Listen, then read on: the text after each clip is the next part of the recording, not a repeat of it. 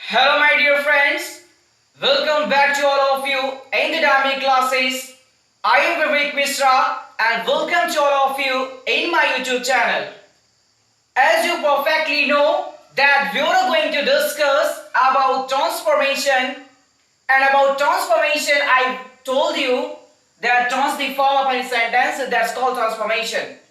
And in transformation we are going to discuss about change of voice, and today we are going to discuss about future perfect tense. तो आज हम क्या कर transformation का topic में change of voice में एक आखिरी टेंस, जैसे मैंने आपको बताया था कि चेंज ऑफ वॉइस में जो वॉइस होती है केवल एक्टिव से पैसिव बनाते समय पैसिव केवल जो 8 टेंसों के बनती है, तो आज हमारा 8वां और आखिरी टेंस है फ्यूचर परफेक्ट टेंस। तो आज हम डिस्कस करने जा रहे हैं अबाउट फ्यूचर परफेक्ट टेंस। और मैंने पहली चीज ये बताया था कि किसी चीज को अगर पढ़ने जा रहे हो उसको कन्वर्ट करना है तो सबसे पहले ये जानना है कि फ्यूचर परफेक्ट टेंस आपका क्या है। द फर्स्ट थिंग कि फ्यूचर परफेक्ट टेंस आपका क्या है, कैसे आइडेंटिफाई करेंगे कि फ्यूचर परफेक्ट टेंस है। तो मैंने ये बताया था कि कोई भी टेंस आपको पहचानना है तो सबसे पहले आप उसकी हेल्पिंग वर्ब को पकड़ोगे और क्या कहते हैं उसकी मेन वर्ब को। तो सबसे पहले हम फ्यूचर परफेक्ट टेंस की हेल्पिंग वर्ब की बात करते हैं तो वो होती है विल हैव और शैल हैव। ये हमारी क्या है, हेल्पिंग वर्ब है। अब बात आती है इसकी मेन वर्ब, तो मेन वर्ब इसकी जो होती है वो है वर्ब की थर्ड फॉर्म। तो ये इससे जो सेंटेंस स्टार्ट होते हैं उसे फ्यूचर परफेक्ट टेंस कहते हैं। तो फ्यूचर परफेक्ट टेंस कैसे पहचानोगे, हेल्पिंग वर्ब आपकी क्या रहेगी, विल हैव रहेगी और शैल हैव और वर्ब की थर्ड फॉर्म रहेगी, तो वहां पर आपका फ्यूचर परफेक्ट टेंस होगा। अब अगर हम अफर्मेटिव सेंटेंस आपका होता है और उसको आपको किसमें कन्वर्ट करना है, अफर्मेटिव सेंटेंस। तो अफर्मेटिव सेंटेंस का स्ट्रक्चर क्या होता है, एक्टिव वॉइस का पहले वे बताएंगे। और मैंने बताया था विल और शैल का यूज कहां पे होता है, आई बी को छोड़ करके सभी नाउन और प्रोनाउन के साथ आप विल का प्रयोग करोगे और शैल का प्रयोग केवल आई बी के साथ होता है। तो एक्टिव वॉइस का इसका स्ट्रक्चर की अगर मैं बात करता हूं अफर्मेटिव सेंटेंस में और फ्यूचर परफेक्ट टेंस की, तो इसका स्ट्रक्चर जो होता है वो होगा subject plus will have, shall have plus verb की third form plus object. It is a structure of active voice. ये आपका फार्मूला किसका है, एक्टिव वॉइस का। बात आती है आप किसको उसमें पैसिव वॉइस में कन्वर्ट करोगे। तो पैसिव वॉइस में क्या करते आए हैं, जनरल रूल आपको पता है कि किसी सेंटेंस के सब्जेक्ट को आप ऑब्जेक्ट बनाओगे, ऑब्जेक्ट को सब्जेक्ट बनाओगे और उसके रूल के अकॉर्डिंग आप हेल्पिंग वर्ब का यूज करके हमेशा वर्ब की थर्ड फॉर्म का यूज करोगे और फिर बाई लगा के सब्जेक्ट को ऑब्जेक्ट के प्लेस पर रख देते हैं। तो आपका फार्मूला क्या बनेगा, ऑब्जेक्ट प्लस विल हैव। देखिए पैसिव वॉइस जब बनाते हैं तो इसकी जो हेल्पिंग वर्ब होती है वो होगी क्या, विल हैव और शैल हैव तो रहता ही है, उसमें आपका बीन जुड़ जाता है, बीन को जोड़ देते हैं और वर्ब की थर्ड फॉर्म आपकी पहले से सेंटेंस में अवेलेबल रहेगी। तो बीन लग जाता है, बस यही केवल चेंज होगा, will have shall have plus been और वर्ब की थर्ड फॉर्म आपका रहेगा, फिर बाई का यूज, फिर सब्जेक्ट। तो ये है आपका क्या,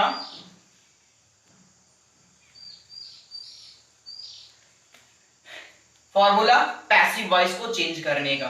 चलिए आगे चलते हैं। हम बात करते हैं नेगेटिव सेंटेंस की इन फ्यूचर परफेक्ट टेंस। आपका यदि सेंटेंस कौन सा रहेगा, नेगेटिव सेंटेंस, तो क्या होगा, नेगेटिव सेंटेंस का मतलब आपके जो स्ट्रक्चर था एक्टिव वॉइस का अफर्मेटिव में, वहां पर नॉट लग जाएगा विल और हैव बीन के बीच में, विल से हैव बीन के बीच में ही आप नॉट लगा दोगे। ये आपका स्ट्रक्चर होगा किसका, negative sentence of active voice का। तो एक्टिव वॉइस का आपका फार्मूला क्या होगा फ्यूचर परफेक्ट टेंस में, आपकी एक्टिव वॉइस है और उसके फार्मूले की अगर मैं बात करता हूं तो आपका क्या फार्मूला होगा, सब्जेक्ट प्लस विल शैल आपका आएगा ही आएगा,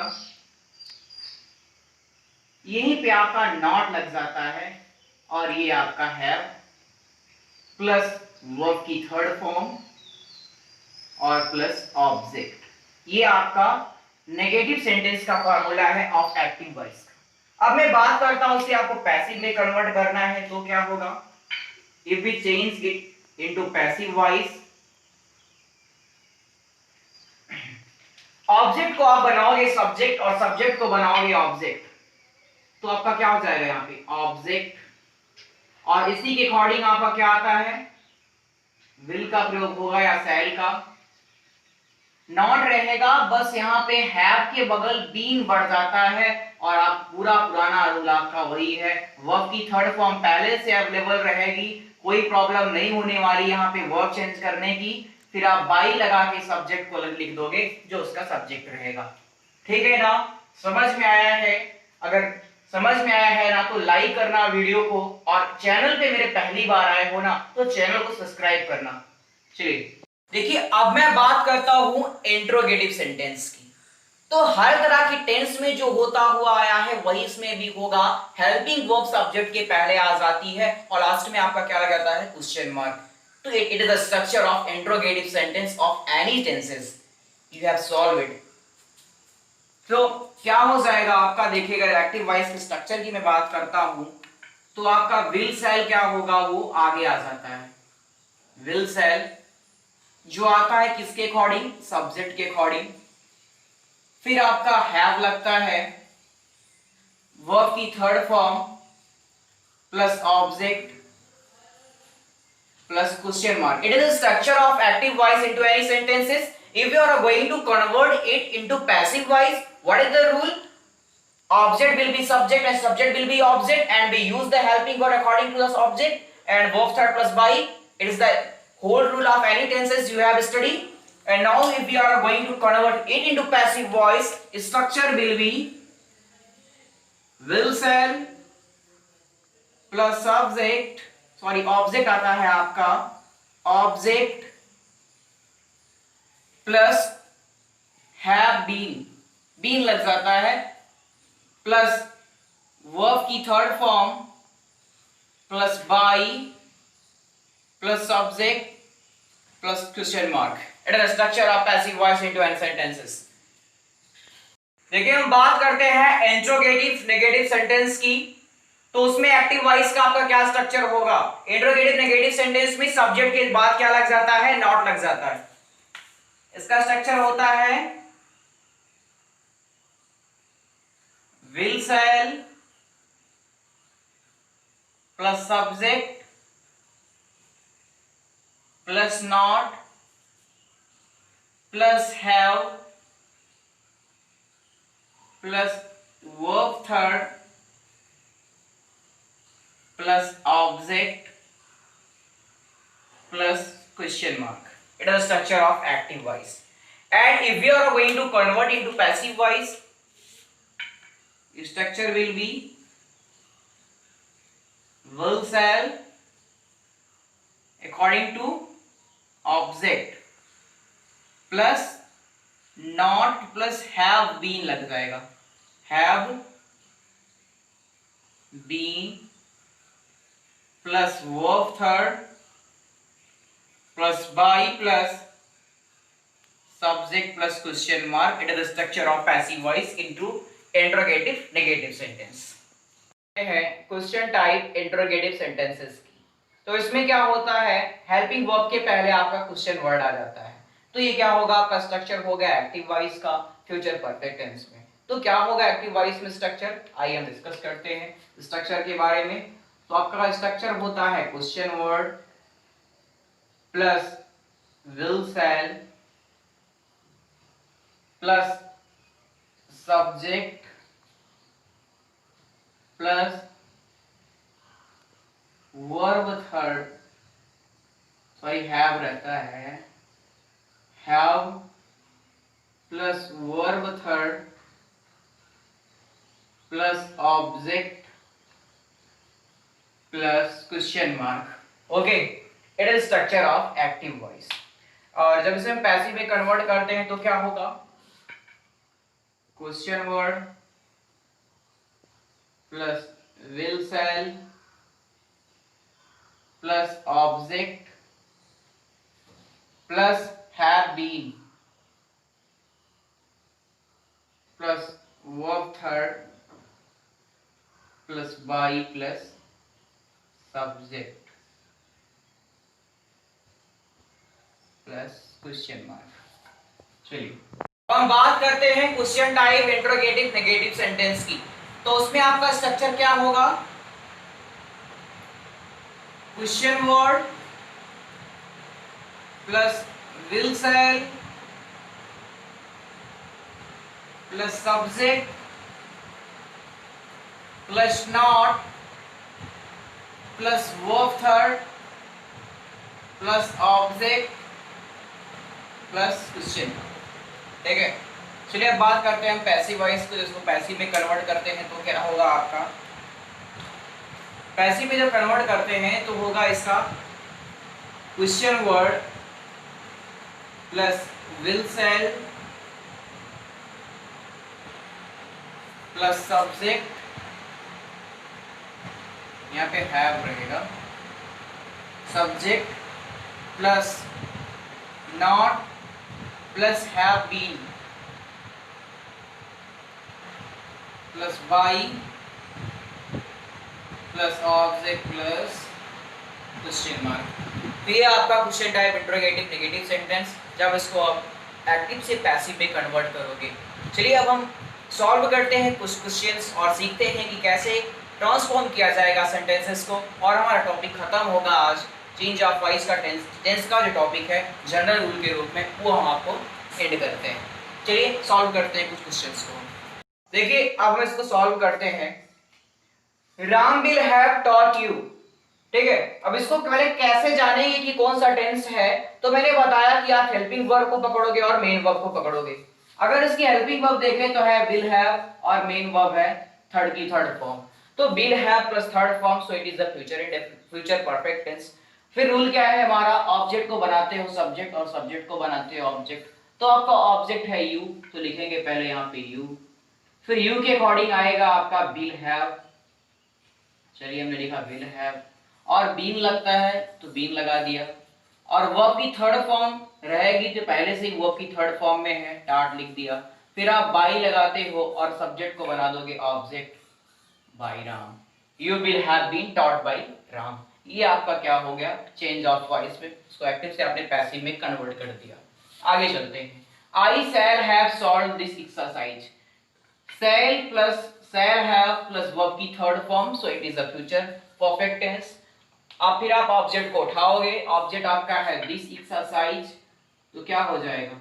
दिस एक्सरसाइज, इसके अकॉर्डिंग आएगा विल हैव। मैंने बताया था कि आई और बी के साथ केवल शैल हैव का प्रयोग होता है। सॉल्व्ड बाई, आई कर देंगे यहाँ पे मी।